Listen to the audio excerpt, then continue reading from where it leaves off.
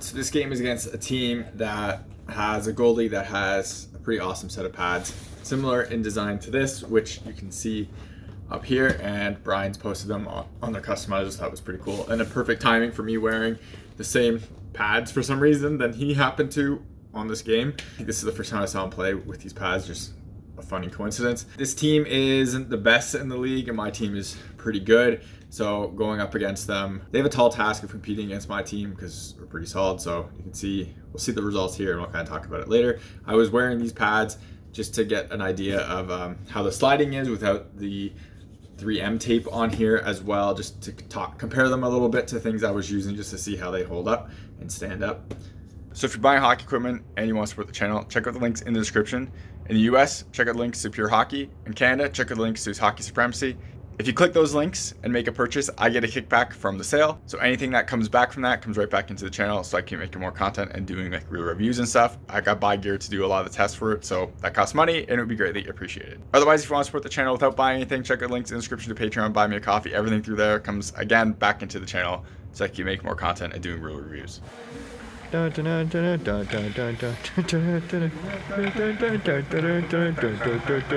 ready for this?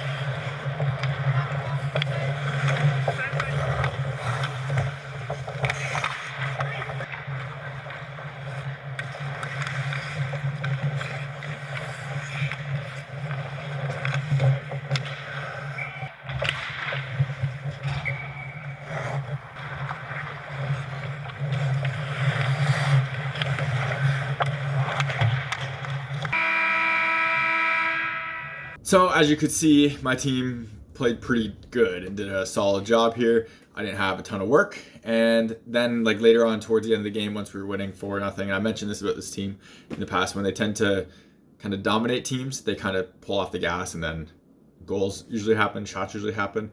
This case, I got more work towards the end of the game, but nothing led to a goal, so that was always a bonus there. Again, my team's really good here, so it's hard for this other team to really compete against them. It kind of showed up in the end results. So I wanted to wear these pads, like I mentioned, because around this time, this was like a few weeks after JRZ announced that they weren't making gear anymore.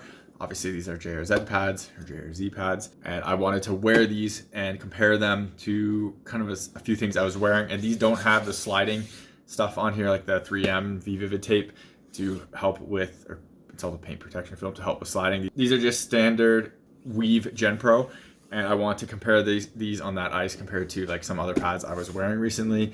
The gloves I'm wearing, I was getting an idea for what I was going to wear for playoffs. Playoffs, I think, in this league start around February. This game was beginning or mid-January, so I wanted to get an idea of what I was going to do.